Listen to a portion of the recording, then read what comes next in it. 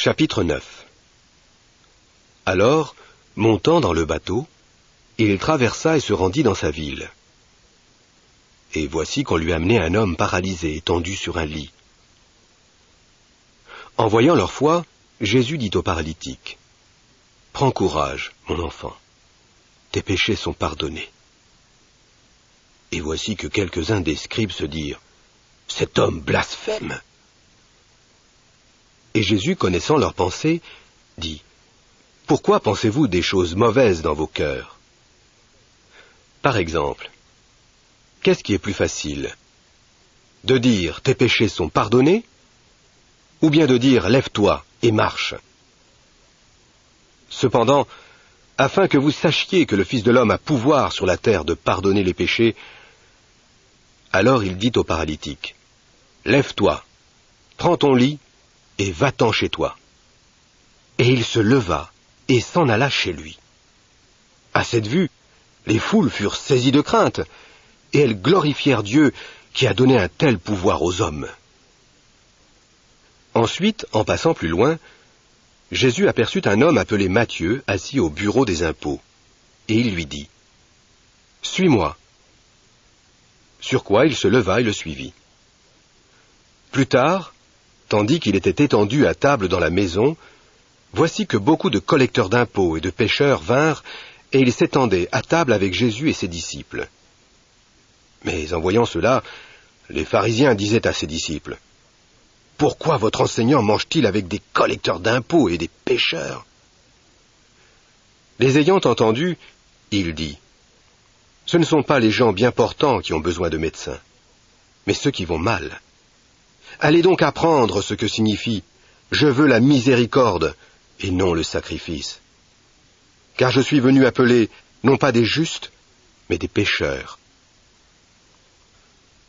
Alors les disciples de Jean vinrent auprès de lui et demandèrent, « Pourquoi nous et les pharisiens avons-nous l'habitude de jeûner, tandis que tes disciples ne jeûnent pas ?» Et Jésus leur dit, « Les amis de l'époux n'ont pas lieu d'être dans le deuil tant que l'époux est avec eux, n'est-ce pas ? Mais des jours viendront où l'époux leur sera enlevé, et alors ils jeûneront. Personne ne coud un morceau d'étoffe non rétréci à un vieux vêtement de dessus, car toute la force du morceau tirerait sur le vêtement de dessus, et la déchirure deviendrait pire. On ne met pas non plus du vin nouveau dans de vieilles outres.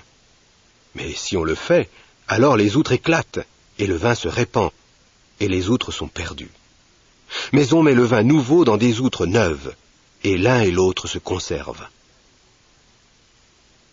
Tandis qu'il leur disait ces choses, voyez, un certain chef qui s'était approché se mit à lui rendre hommage en disant, « Ma fille doit déjà être morte. Mais viens et pose ta main sur elle, et elle prendra vie. » Alors Jésus, se levant, se mit à le suivre, ainsi que ses disciples.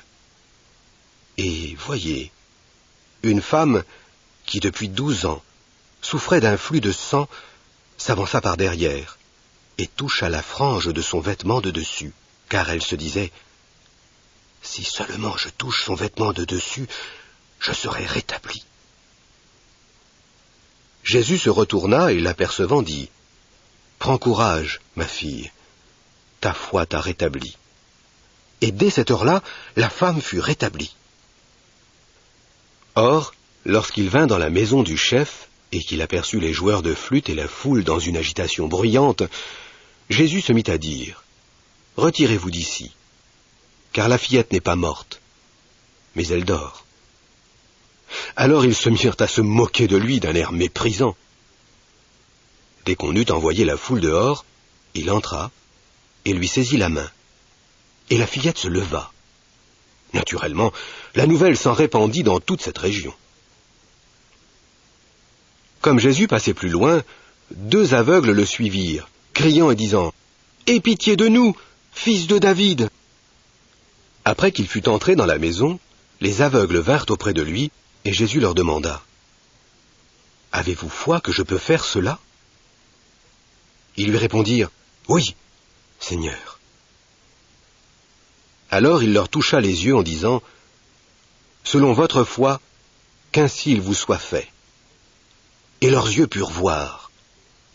De plus, Jésus leur donna un ordre sévère en disant « Veillez à ce que personne ne l'apprenne. » Mais eux, après qu'ils furent sortis dehors, parlèrent de lui dans toute cette région.